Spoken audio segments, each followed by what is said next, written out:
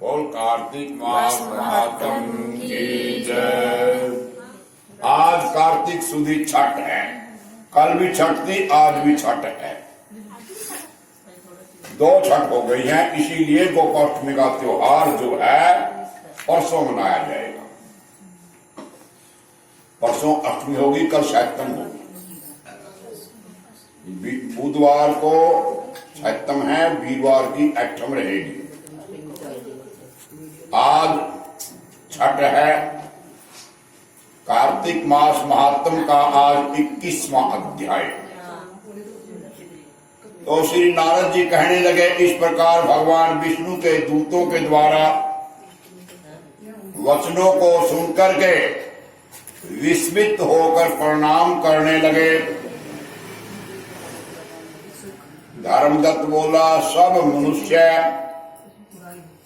यज्ञ, दान, तीर्थ, तप से ऐश्वर्यदायक भगवान विष्णु की पूजा करते हैं।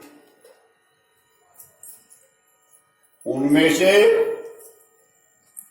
विष्णु भगवान को प्रसन्न करने के लिए कोई ऐसा पूजन है जिसके करने से यज्ञ आदि फल सब सफल हो जाए। भगवान विष्णु के गण बोले, हे द्विज, हे ब्राह्मण, तुमने ये बहुत अच्छा प्रश्न किया है। इसीलिए जो इतिहास है हम प्राचीन काल बताते हैं, आप उसे ध्यान पूर्वक सुनिए। कांचीपुरी में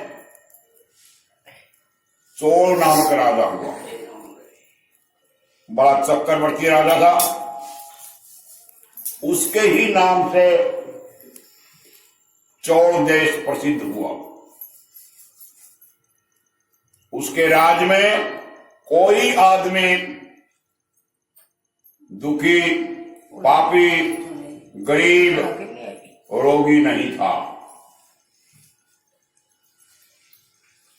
असंख्य यज्ञ करने वाले उस चोल राजा के यज्ञ में यज्ञ स्तंभ से ताम्रपर्णी नदी के दोनों किनारे चित्ररथ नाम के कुबेर के जंगल में, जंगल के नाम से भी प्रसिद्ध था। एक समय वो राजा अनंत शयन नामक स्थान पर गया, जहां योग माया के साथ भगवान विष्णु शेष शैया पर शयन करते हैं। वहां लक्ष्मीपति भगवान का मणियों, सुंदर स्वर्ण के फूलों से पूजन किया और पृथ्वी पर राजा प्रणाम करके वहीं बैठ गया। हाथ में तुलसी दल, जल लिए हुए कांचीपुरी में रहने वाले विष्णु भगवान विष्णुदास ब्राह्मण ने वहां आकर के विष्णु सूक्त मंत्रों के इत्यादि से भगवान को स्नान कराया और तुलसी दल, मंजरी से पूजन किया। भगवान के ऊपर ब्राह्मण के तुलसी पत्थर चढ़ने से राजा की पूजा के रतन ढक गए। ये देखकर राजा क्रोधित होकर बोला, भगवान की मणि और स्वर्ण से मेरी पूजा को विष्णुदास तुमने तुलसी के पत्तों से क्यों ढक दिया? तू विष्णु की पूजा नहीं जानता, ये मैं जानता हूं, तू तो ढोंगी है। अत्यंत सुंदर पूजा को ढक लिया तूने, तब वो ब्राह्मण राजा के गौरव को न मान करके बोला कि हे राजन, तू पूजा करना नहीं जानता, तुझे तो धन का, लक्ष्मी का घमंड है। बता, तूने पहले कितने विष्णु व्रत का पूजन किए? गण कहने लगा कि विष्णुदास की बात सुनकर के राजा हंस करके गर्व युक्त वचन कहने लगा कि हे ब्राह्मण, यदि तू भक्ति का गर्व करता है तो बता, तुझे दरिद्री की भक्ति कितनी है? विष्णु भगवान को प्रसन्न करने वाले यज्ञ आदि कितने दान किए तूने? पहले तूने कितने मंदिर बनाए? तब भी तुझे भक्ति का घमंड है। अब सभी ब्राह्मण मेरे वचनों को सुनो और सब देखते रहो। विष्णु भगवान साक्षात दर्शन मुझको देंगे या इस भिखमंगी ब्राह्मण को देंगे, तब हमारी भक्ति मालूम हो जाएगी। इतना कह करके राजा राजमहल में चला गया। मुद्गल ऋषि को आचार्य बना करके विष्णु यज्ञ आरंभ कर दिया। यज्ञ में बहुत से ऋषियों को बुलाया गया, अन्नदान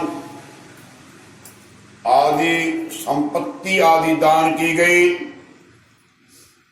ये कहां किया? गया जी में। ये गया क्षेत्र में किया गया दान। विष्णुदास ने भी उसी मंदिर में ठहर करके विष्णु भगवान को प्रसन्न करने के लिए माघ और कार्तिक व्रत किया। नित्य भगवान की आराधना करने लगा। मिलता है सच्चा सुख केवल भगवान तुम्हारे चरणों में।